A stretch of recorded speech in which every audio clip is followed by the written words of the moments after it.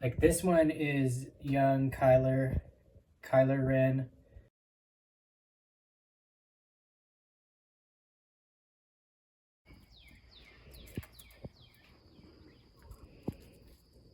It's time to make another one of these because so much has changed.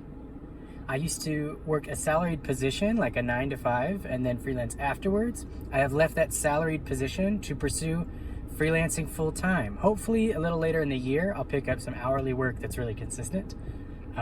But for now, it's all freelance every day, which means today is Sunday.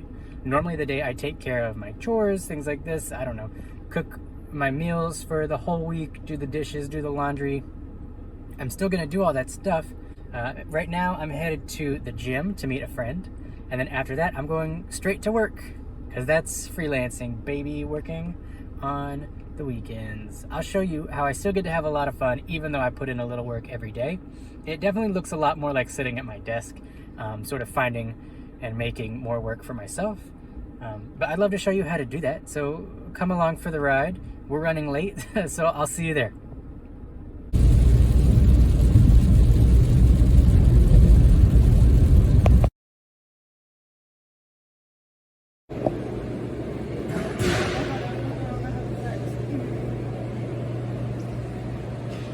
Oh, we're getting ripped.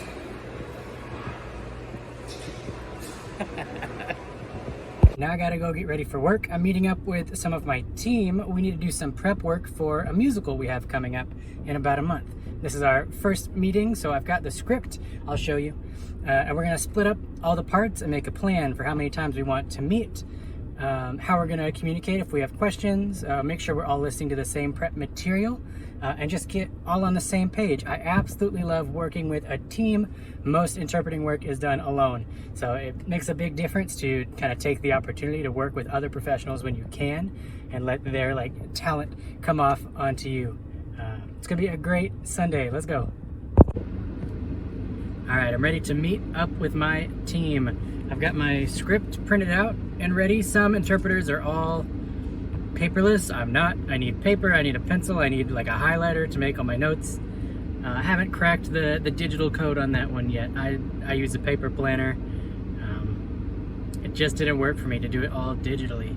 Before this meeting, I've already listened through the soundtrack for the whole musical. I've taken a look at the script. I've done some preliminary guesses of where we might cut it up, but I'm interested to hear their thoughts before we make any real decisions. I'm repping my favorite shirt at the moment. Hey, let me know if you know the name of the gorilla who was studied for over 40 years that knew sign language. Tell me below. All right, here we go. How musical theater interpreting works is this time we went through an agency. A theater contacted an agency, says, hey, we'd like our show to be interpreted into sign language.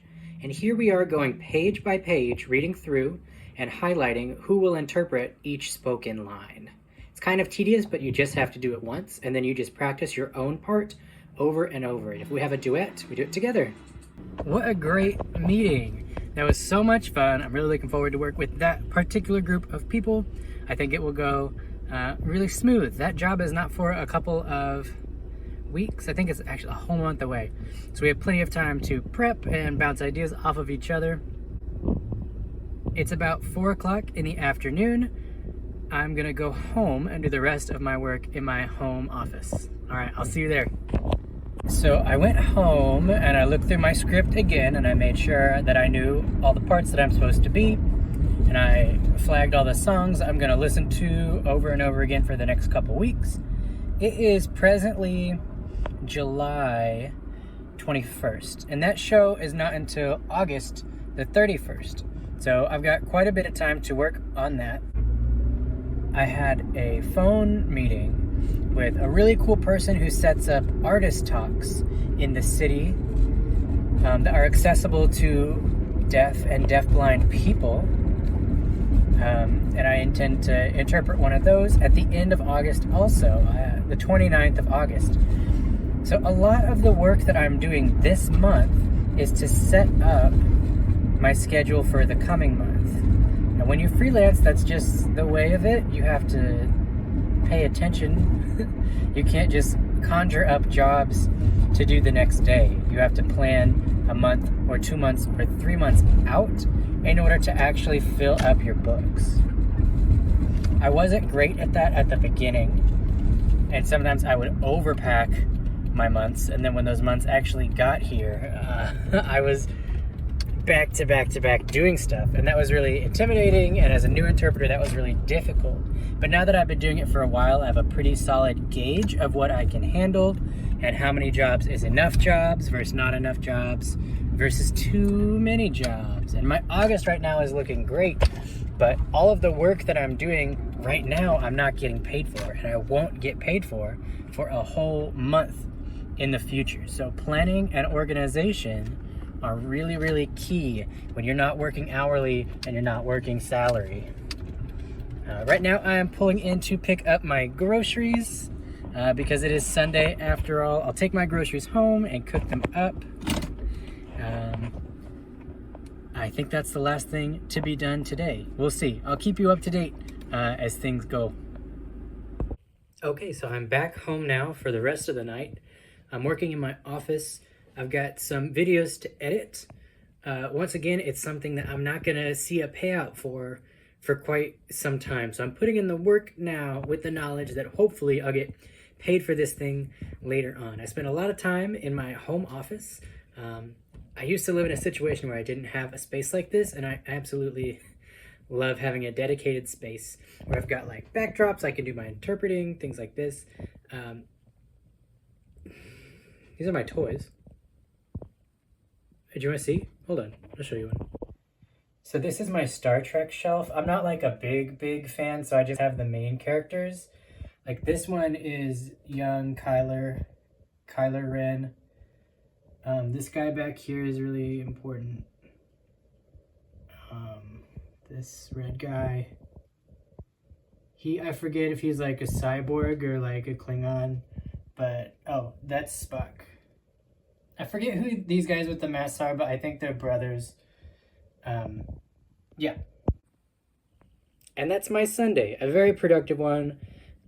Tomorrow I'm gonna take most of the day off. It's a Monday, but my wife has that day off. So because I'm on this freelancer schedule, I can kind of pick when my weekend is.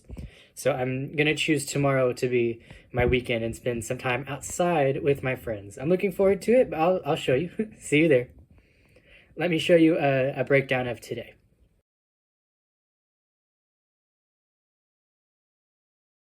It is Monday morning, and I'm very excited to have no work planned at all. We met up with some friends and went swimming, spent some time in the sun outside. The city that I live in, if you drive an hour any direction, you'll find something cool. So we like to do little day trips when we both have the same day off, when we make it work that way. And we just walk around somebody's downtown, into shops. We love estate sales, garage sales, antique stores, things like that, because you get to see some of the coolest stuff. And that's what we did. We just took it easy all day long to see what we could find. And then in the evening, after some dinner, we went and played board games and card games with our really good friends. And so that's my Monday of no work in less than 60 seconds. See you tomorrow.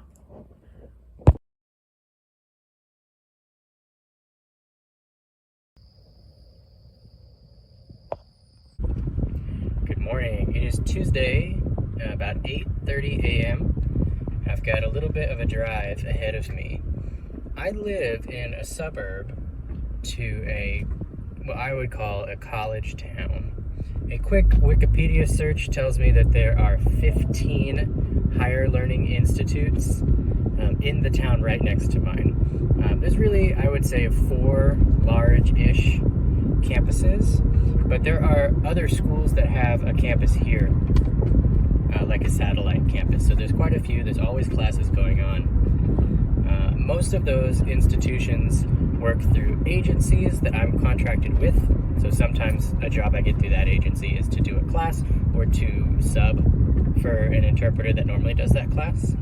That's always fun. But then I also have a direct contract with 2 of those universities. And That's where I get most of my college jobs from. And what I love about those is they are ongoing. They're continuous. As long as the student doesn't drop the class, I have a very predictable schedule on, at least by semester, you understand? And I do have one class this summer that's ongoing, and that's what I'm headed to right now. I have to drive on the highway quite a while. I have to get up a little bit earlier to make it to those jobs.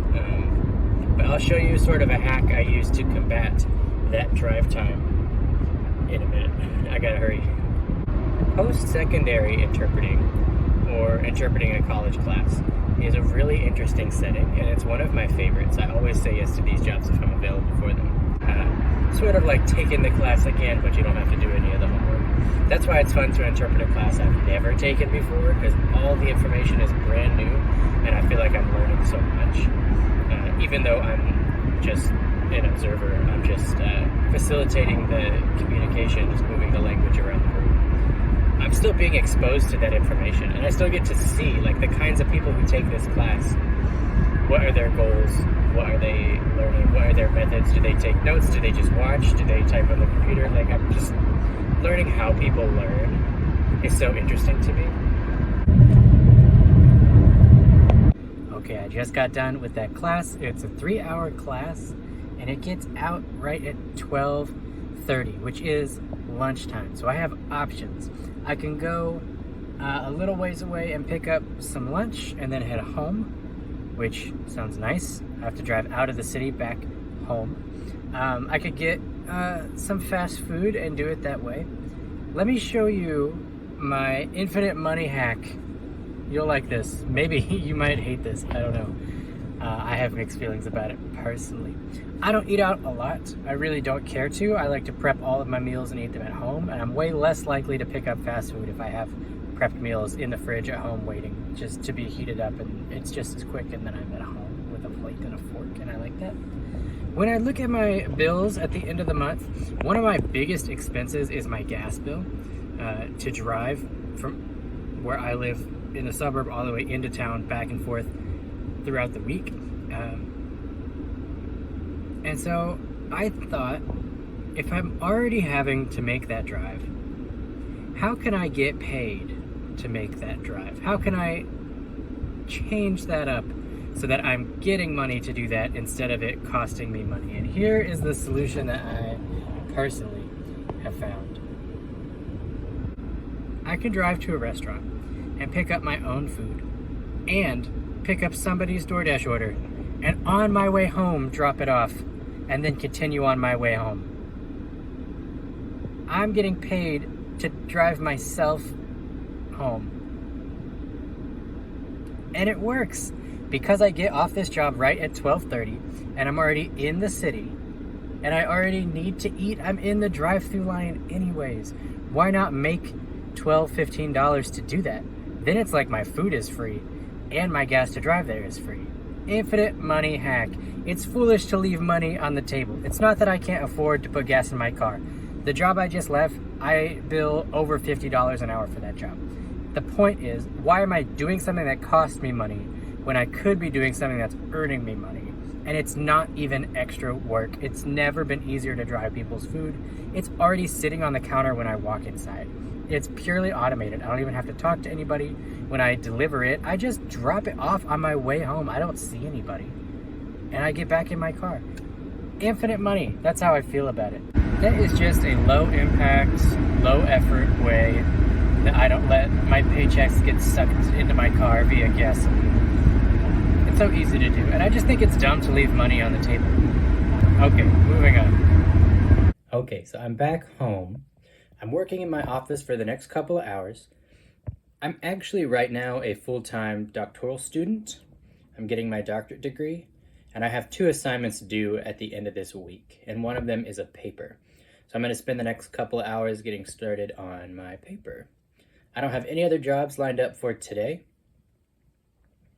So here's a breakdown of what my workday looked like today.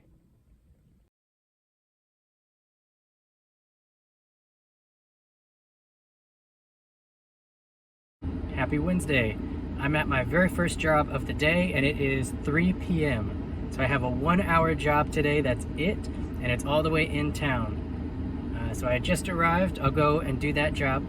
Then I've got to make it home. I've got a class for myself at 5:30. So I think I'll have plenty of time to make it home and hop on the Zoom meeting to take my class. Today is definitely a light day.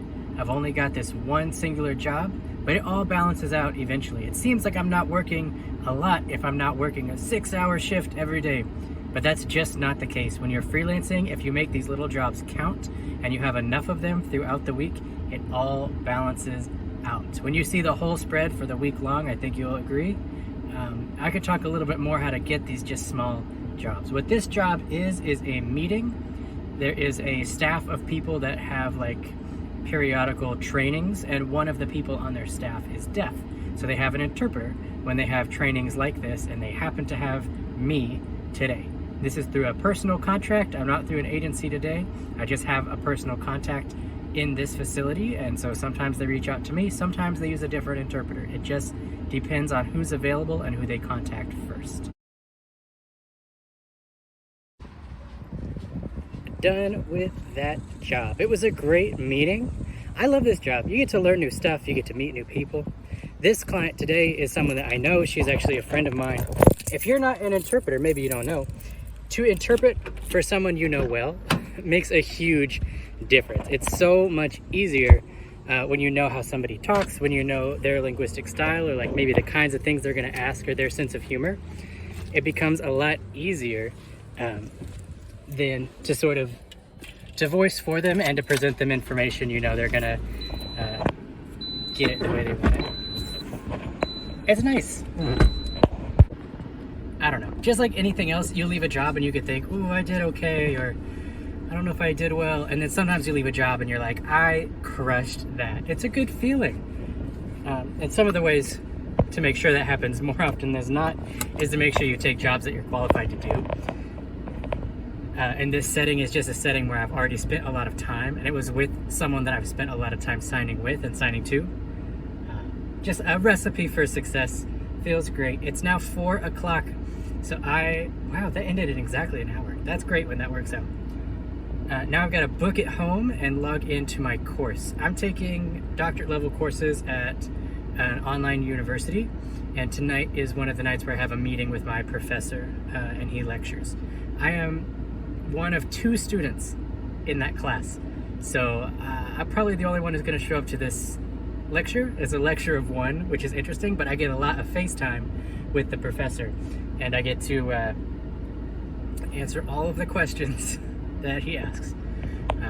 Okay, heading home. Also, side note, it's 106 degrees today, and I wish interpreters wore shorts. Okay, bye.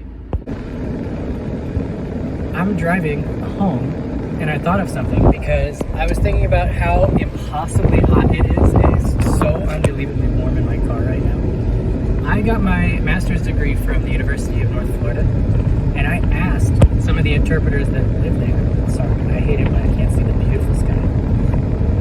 I asked some of the interpreters, what do you do? Do interpreters ever wear shorts? And the answers that I got were no. I did find some people who said professionals wear shorts in Hawaii. So, also there's an interpreter shortage in Hawaii, but also research that. Wow, that's interesting. If you want the tea on interpreter drama, look at what is going on in Hawaii right now. Anyway, they don't wear shorts. They wear golf pants. And I looked at golf pants because they have golf pants at Target because they told me that. And they are really lightweight, wicking, dress-looking slacks. But guess what? They're pleated. Pleated. So, not for me. No good. I'll wear my straight slacks and I'll feel so sad. Almost fall though. Okay, I'm back in office in the AC where I belong. I'm gonna log into my class, and then I'm gonna work here in the office for about 2 hours, following up leads, making sure all my hours are logged, and then editing a little bit of video. I think that will take me 2 hours tonight, and then we'll start the whole thing all over tomorrow. Okay, take a look at what I got done.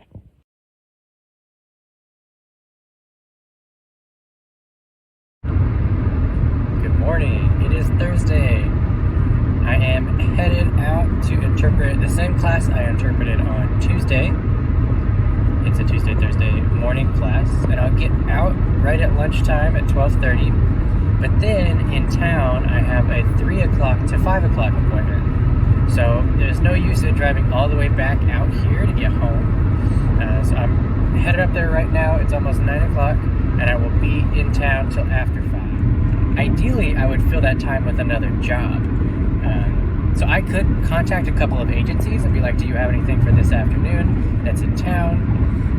That could be worth doing, but what I think I might end up doing is just sitting down with my schedule and looking at my coming month, August, to see if I'm filling it up. The class that I'm interpreting right now, because it's 3 hours long, I actually have a team. I've got like a partner interpreter who's the same every week. That's really, really cool. Sometimes we have subs, of course. No one can make it every single day, but it's really nice to have a consistent partner to get to work with and sort of figure out a system that works well. If you're not an interpreter and you're just learning about it, a team of interpreters can work together by trading off and on. So one person signing at a time while the other person is observing. And what the person who's observing is doing is watching the signer for errors or for things they're leaving out. Or say the instructor says a bunch of years and names all in a row in a list, and it's just very hard to keep straight and turn into a different language. I might get all the ones that I catch and then look at my team and they'll fill me in on the last one that I missed because I was focused on the first one. So that way the deaf consumer gets all of the information a lot more securely and with higher accuracy. It's also nice to watch someone else, just a different professional, signing a concept, and you might think, I'll sign it this way. But then you watch them do it and you're like, that was a much better choice. And then you can make sort of a mental note. You're always growing as a professional, opposed to if you were doing it by yourself all the time. Plus, it's a lot of fun. When I interpret a college course, I have to make a connection with the office so that I can get into the class on Canvas or Harvey or Blackboard or whatever learning management system they use. So I have access into that class. I can't receive grades and things like this, but I can see the syllabus and the schedule. I can see all that stuff. And a lot of the times, they don't want to give the interpreter access to the online textbook. But once I talk to them and I explain what a difference it makes, they will change their mind. That way I can read the material before the class ever happens. If you get a really good professor, they'll even give you the PowerPoint ahead of time. That is such a game changer, and it really makes the experience better for the deaf person because I'm not playing catch up. I'm just listening to what the instructor says and I'm delivering the information, which I can have a background in if they give me the resources ahead of time. If they don't, then it's all up to me to do some research. Sometimes if I have downtime between assignments like I do today, I have a couple of dead hours before my next assignment kind of nearby. That's what I'll do. I'll research for upcoming assignments and classes. What a productive day. After I interpreted my class in the morning, I had a few hours to kill before my next assignment. And I got a little bit of homework done. I did some reading that I had for my class. But then I thought, why don't I set up a meeting with my mentee? Sometimes I mentor a student interpreter who is trying to improve their certification level or who has never taken a certification test and just doesn't know what to expect. So I'll meet with them on about a weekly basis until they take their test and they get the result that they want. And I'm taking on a new mentee in the coming semester. And so I thought, why not today when I have a couple hours to kill? We have our initial meeting, and she was free, and it all worked out really well, and it gave me plenty of time to still get to the next meeting. The meeting I interpreted tonight was kind of a challenge. There were an interesting group of people. There were multiple deaf clients, there were some hearing clients that know sign language, and then there were some hearing clients that don't know any sign language. So sort of a mix to sort of be where everybody can see me all the time, or I can hear the people talking, and a lot of people talking over each other, and people signing over each other. It was very casual, so that was nice. They had food, and they sat at a round table, and they passed papers all around, and pointing to things, and pointing to people, and just kind of the interpreters having to move a lot. And for that reason, I'm so grateful to have a team that I enjoy working with. This was a young woman I'd never worked with before, but but that's fun. You know, you get to meet people and see what they do. If you're a team with a positive attitude, other interpreters are gonna like working with you no matter what. And thankfully, that's what I got tonight. Was just a really positive, kind of fun team member for the first time. I hope I see her around some more. Now, I'm in 5 o'clock traffic, and I am going to a silent dinner. If you don't know what a silent dinner is, that is where a big group of people get together, maybe at a restaurant. I'm in the city, so there's quite a few people. We actually go to a food court, so this time we're going to the mall. And we just turn off our voices and everybody communicates in sign language. There's hearing people, there's interpreters, you understand. There's deaf people, there's codas, there's sodas, there's all kinds of people who just want an environment where they can sign instead of talk. There's anywhere from 50 to 200 people, and it's always a blast. I love to meet new students, I love to meet new people. Sometimes if deaf people are traveling through, they'll be like, is there a deaf event going on? And they'll stop by the silent dinner and you get to meet people from out of town. So interesting. It's always one of my favorite environments ever since I was a student. I don't want to be one of those interpreters who's so removed from the community. I understand it's not realistic for everybody, but if I have the time, and I do, I want to use it with the community and practicing with the community and keeping in touch with the people who gave me a break when I was just getting started. And to help out the people who might need a break nowadays. I'm excited. I hope I get to show a little bit of that to you tonight. Okay, here we go.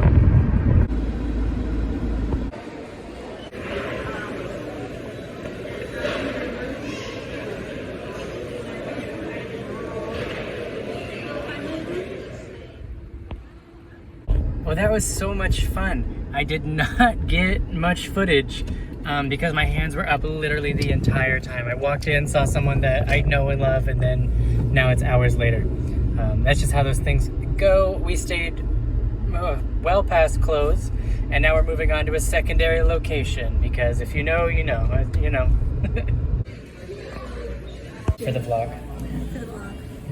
What a fun day. Here's a breakdown of everything that I got done, and we'll get started on tomorrow.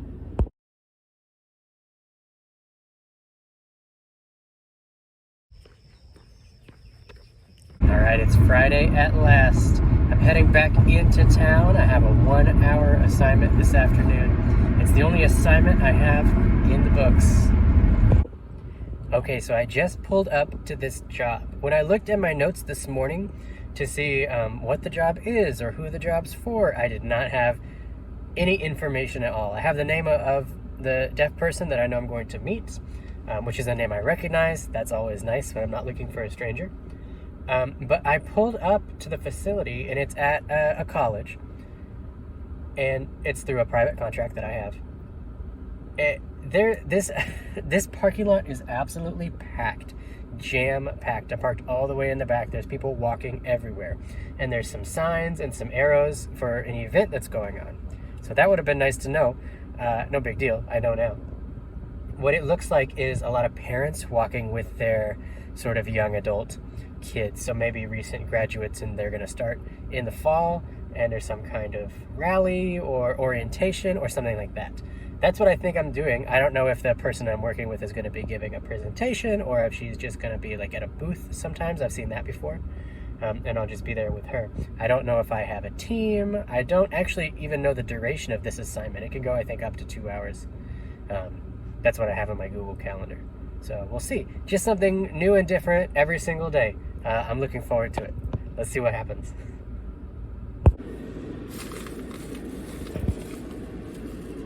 Okay, so I'm done with that job, and it's about 2 p.m., so I'm running a couple of DoorDashes on my way home. I am back home, and I am in my office.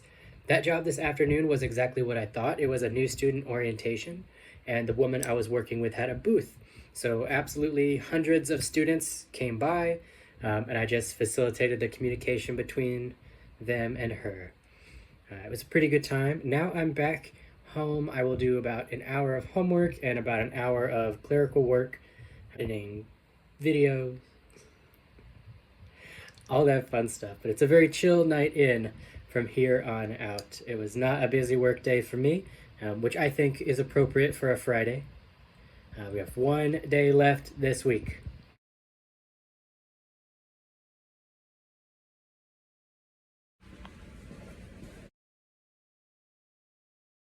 It is Saturday, the last day of the week. I just got out of my city library. If you know anything about me, I love free resources through my local library. I'm very fortunate that my city has one of the best library programs in the country. It is so active. The campuses are huge and beautiful. I was just looking through their catalog and they had a grow your business sort of workshop. And so I signed up and I went this morning for free. People pay good money for workshops like that, and they offer these resources for absolutely free. Check out your library and see if they do anything similar. I go there. So I've been to these kinds of things and maybe nobody else shows up. And so you just talk with the facilitator for a few minutes and you make a connection that way. But there was maybe 20 people at this workshop. They gave me, let me show you, like this huge binder of resources. They talked about all these databases that cost money to use but that are free with your library card for like forms and permits, tax, licensure, things like this. And it is just, I can't even lift it. It's so heavy. It's like rich with resources that I'm gonna have so much fun flipping through. And things like this. It talks all about if you are using an online space versus a physical space, what permits you need, what zoning you need, all kind of like more than I need to know, but I feel like I got so much smarter. I like to make use of my days off if I can to do that kind of work. So I still feel like I'm having a day off. It's still really my weekend. But I'm moving closer to all my goals. What a great start to my day. I didn't expect it to be that enriching. Another reason I love to take advantage of small business learning opportunities is it's a fantastic way to network. Maybe I'll meet someone in a similar position to me, but they do something totally different, and we could just build off of each other, and maybe they've learned something that I'm still trying to figure out, and vice versa. We have a lot to offer each other. Today I met at least 3 really solid leads where I think that having a sign language interpreter would help grow their business. So I have their names, their contact information, and I can start the ball rolling there. I also learned a resource where you can look up a directory, that kind of thing. And that gives me, they're cold leads, but that gives me so many opportunities to send an email to someone and say, oh, I see you practice this area of law. Have you ever considered making those resources available in sign language? And I can send those from my office, sitting on my butt in a chair. And some of those really do turn into jobs. Cold calling is not ideal, but it is a way to make money. And a lot of the times, if you word it correctly and you make them like you through the email, even if they can't use your service at all, you can be like, if not at this time, maybe you can send me the information for someone you think could benefit, and then they'll send you an email address, and that's a new lead, and your leads create leads and things like this. I've made jobs doing that. If you can't find jobs, you gotta make jobs. That's the reality of being a freelancer, or some people now we say private practice, depending on which tax form you fill out, in my opinion. So that was the work I did today. I'm on my way home. I'm gonna go to my office. I'm gonna finish my homework, submit my paper that's due, and I'm gonna immediately follow up on these leads, which won't take me more than an hour of work. Okay, I've been working for about an hour, and that concludes my work week. All 7 days done and accounted for. I'll show you in the next couple of just shots what my whole week laid out looks like, and then I'll highlight for you. Here we go. Let's highlight what exactly I got paid for right away. So the things in red are the jobs that I get paid for the hours that I put in this week, and that money goes right into my pocket. Everything else was either leisure or jobs that I will get to later on for an undisposed amount of money. So it looks like a very light work week, yet I drove all around town all day, every day. It just sort of balances out. And the more skills you have, the more you can charge your hourly rate, the less actual hours you have to put in. But you do have to be thinking about the future, and you do have to stay organized and make sure that you're getting paid for the work that you put in. It's a really great job. I love doing it. I want to do it for as many years as physically possible. If you learned anything about becoming an ASL interpreter, or more about what it's like to be one, if you have questions that you want me to answer, go ahead and like this video, subscribe to this channel, and ask me your question in the comments. Maybe I'll make a video about it. I'd love to talk to you guys. I love to help people become interpreters, and I love to help new interpreters get their feet underneath them. Okay, thanks for watching. I know this was really long, but it was a whole week. See you in the next one.